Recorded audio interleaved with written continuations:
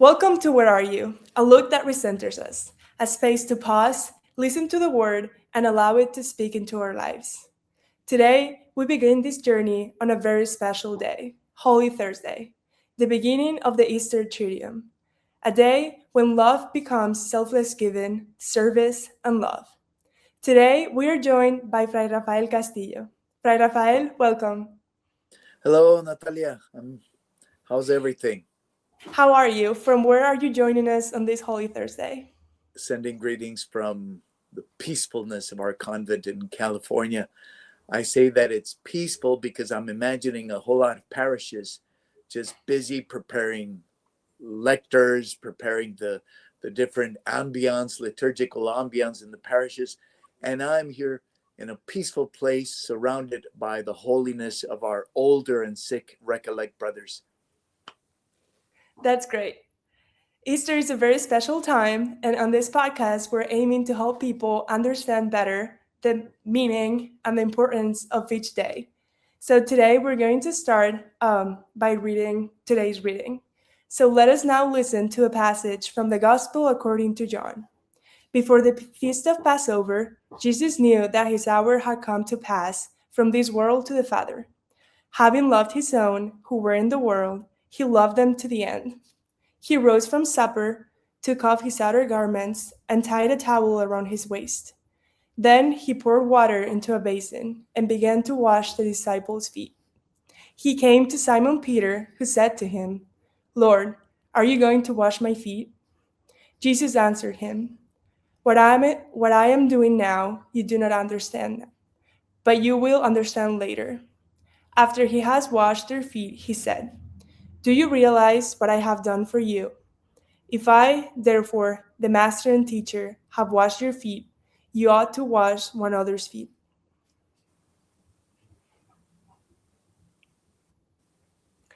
Fray Rafael, the question that runs through this podcast is simple yet profound. Where are you today on this Holy Thursday? I'm observing the example of Jesus, his way of serving others by washing their feet. It was good for me to listen to this reading you just shared. I'm rediscovering the blessing that it is to be in this house where I have to wash on occasions, especially in the past, more than just the feet of our brother friars who have also served the people of God to the point of exhaustion and until illness no longer allowed them to continue in front of the faithful. But I tell you, Natalia, that they continue to offer maybe not the sacrifice of the Mass, but the sacrifice of their ailments and pains for the good of the order and the whole church. So, you talk about the importance of serving others and how you learn through helping your brothers. In this passage, Jesus doesn't give a speech, he kneels down and he washes feet. So, what does this gesture say to you today? And how do you think it challenged you personally? I guess no one gives what they do not have. And it's hard to give when you think that you can run out of what you want to share. Hence, Jesus is inviting me to take a passive attitude on this Holy Thursday. Peter, like me, finds it difficult to be on the receiving side, to stay still and to let myself be served, be loved. Sometimes mistakenly, I think that I am here on this world, on this planet, only to give, to serve. And Jesus invites me today. Stay still, Rafael, stay still. Let me wash you, accept my care for you, observe what I'm about to do for you. Let me fill you with what I want you to share with others. If I do not fill you, if you do not receive from me, what are you going to be offering others? And I have observed that when I do not passively present myself before Jesus, as we will have the opportunity this evening, this Holy Thursday, in front of the Blessed Sacrament, if I do not allow Jesus to fill me with his love first, what I'll end up doing is calling attention to myself.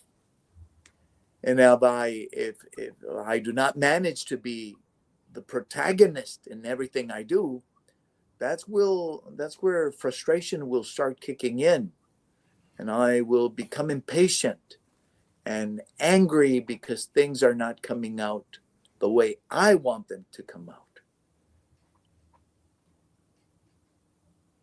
So, as you were sharing, Peter resists and he says, "You will never wash my feet."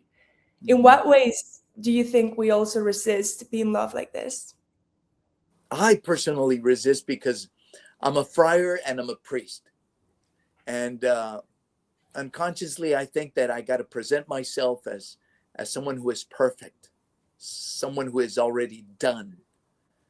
Without saying it outright, maybe I want my photo to appear in the dictionary next to the word maturity. But the reality is that it is misunderstood. It's a misunderstood type of maturity, because I'm wanting to believe that I'm so mature that I do not need anyone's help or affection. I'm self-sufficient. Don't you dare even try to open the door for me, even if you see me carrying a whole bunch of things in my arms. What nonsense. Because when I discover that I'm having this attitude with others, I'm also having it with Christ. And I'm asking him, you wash me, like Peter does. You wash me. Jesus encourages us to acknowledge that we need to be loved. Let us allow ourselves to be reached effectively and affectionately by Jesus. And let us tell him, Lord, not only my feet, love me completely. So, as you shared at the beginning of this episode, you're living in the United States and you live in a very specific and complex reality.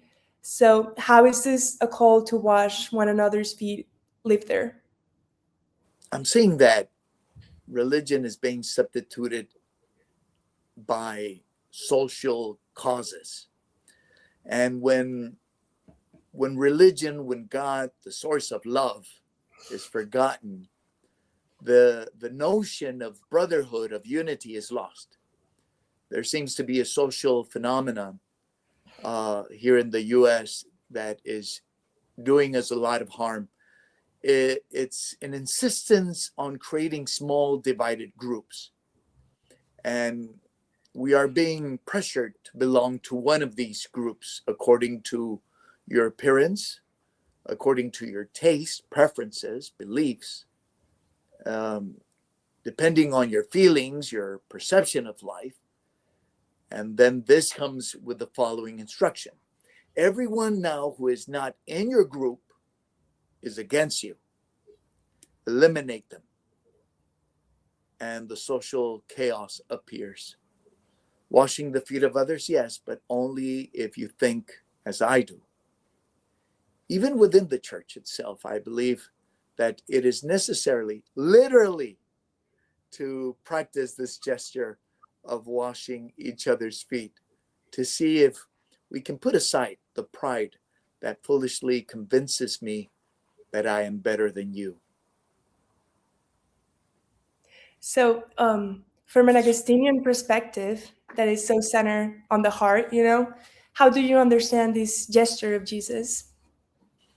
St. Augustine is exhausted from living for himself in his younger years, just giving with a hidden intention of getting something back, admiration or recognition. He lived outside of himself because he was addicted to the stimulation that came from outside himself. But he notices that nothing fills or satisfies him. Nothing gives him stillness, peace. In his process of conversion, he pauses in his life and, encouraged by the word of God, allows himself to be reached and passively loved by God. Regarding this gospel, St. Augustine says that although we have been immersed completely in the waters of baptism, Jesus desires that with humility we bring our feet to him to wash ourselves of our daily faults. I mean, we're stepping in what is part of this planet, of this world, and we will get our feet stained by sin. Only renewed in God's mercy and constantly recharging ourselves in his love, we will find peace and happiness, and we will have what Jesus is asking us to share with others. This is a gesture that tells us a lot about love and unity and brotherhood, as you have talked about. But also, I wanted to ask you, if someone listening today maybe feels distant, tired, or even unworthy, maybe they're stuck in suffering, what would this gospel say to them? I put myself in their position first, and I notice that I also get tired, and I get easily angry, impatient, and I start asking myself why, and I see the reason why. I'm functioning empty, trying to give what I simply do not have. And instead of passively placing myself before Jesus so that he fills us with his love, so that he can wash my feet, we mistakenly end up demanding others who are probably also running empty to give us what only God can give us. And this is what St. Augustine discovered. He found that it's not in other people, it's not within ourselves as the only source. It's only in God's love, in God's presence, to learn to pray and contemplate and be in his presence, that we're going to find consolation and encouragement to continue on in life with a purpose. So, as you shared today, Holy Thursday is a day where, when the Lord doesn't impose himself, he kneels, and he doesn't demand, he serves. And also, he doesn't withdraw, he remains. So, Friar Rafael, thank you for helping us return to the center. Thank you, Natalia, for this very interesting interview that we've had, and I hope it encourages people to practice to be passively present in the presence of God, especially on this Holy Thursday. So, as we continue walking, allowing ourselves to be found, but that question God keeps asking, where are you? So, we'll see you in the next episode.